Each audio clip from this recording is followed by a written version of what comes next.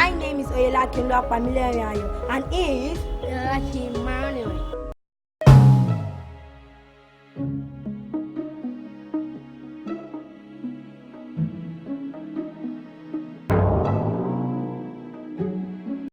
A lot of parents complain that the children do not understand their native languages, but they make no effort to teach or speak in their mother tongue. Yes, he is right.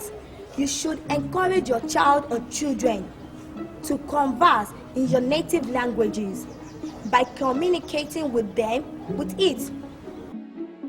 When you talk to them in your language, let them know they can only reply in Igbo, Yoruba, or Hausa, not in English. Today, I will be reciting Ewi. Ewi is Yoruba poem. Yoruba is a tribe in Nigeria, a great country in Africa. The Yorubas use Ewi to inform, educate, inspire, and encourage the young ones to be a better person in the society and the world at large. So listen and learn.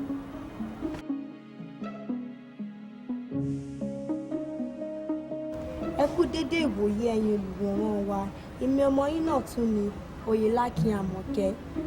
Àkọlé ewì mi tòní ni Ogún ńlá. Ogún ńlá ni ò jẹ́ kí èèyàn mọ ohun tọ́rọ̀ rẹ̀ kàn kí kó wá gbọ́. Ọ̀dọ́mọkùnrin tí ń kọ́ṣẹ́ lọ́wọ́ kan ò gbọ́dọ̀ ṣe tán ìgbéyàwó. Bómi òhò ẹ̀bà kan ò lè tẹ àfẹni tó bá fẹ́ jẹ fẹ̀ṣẹ̀ lù. Kí ló kàn lágbájá? Ẹ káàárọ̀ níbi ológì yìí máa dé o.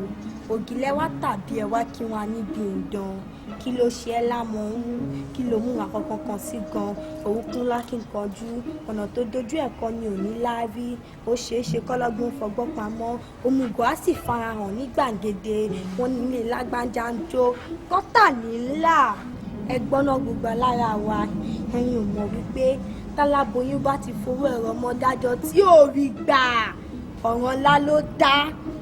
Ìyàwó lọ sí kì í ẹkùn kó lọ fi nínú wọn sùn bọ́jọ́ ṣe ń gorí ọjọ́ alákọ̀ọ́rù ìyàwó sunkún pé ó fowó ṣe sàárà fáráyé ọkọ ẹ̀ ròbí ń pé ó ń rọjọ́ ìkúnlẹ̀ òdodo ọ̀rọ̀ èmi ètí ìrẹ̀lẹ́rí ọmọ tó fẹ́ ṣètọ́jú fáwọn èèyàn tí ń díbọ́ lágbájá ohun tó ọ̀rẹ́ kàn ló mọ̀ ohun tó yẹ kó gbájúmọ́ ló ṣe àwé okùn tọrọ rẹ jẹ ọṣẹ àwúre kò ní ṣiṣẹ́ fẹ́ni tí ò níṣẹ́ lápá ojú lọ sọ fún babaláwo tó gúnṣẹ́ fún ẹ kọ́kọ́ bí ẹ wáṣẹ́ tó fẹ́ ṣe èló ni wọléwọlé fẹ́ gbà tó ọkọ́ ná mọ́tò sílẹ̀ gbà mí àfin tó bá fẹ́ kọ́ṣẹ́ mọ́tò yóò pàwọ̀dà tó bá níta lókè rí yìí ẹ sọ fún wọn wípé mi ní Oyelakin Àmọ̀kẹ́ ọmọ wọn láti ìlú Ẹdẹ ẹbí mi ọmọ Ẹdẹ mọ̀pọ̀ àrògùn ọmọ ajíṣọ̀ṣọ̀ ọmọ àfọjọ́ gbogbo dára bí egbin ọmọ kúrédérédé ọmọ ẹ̀wà dùdọ̀ ọmọ arúgbàdo làlú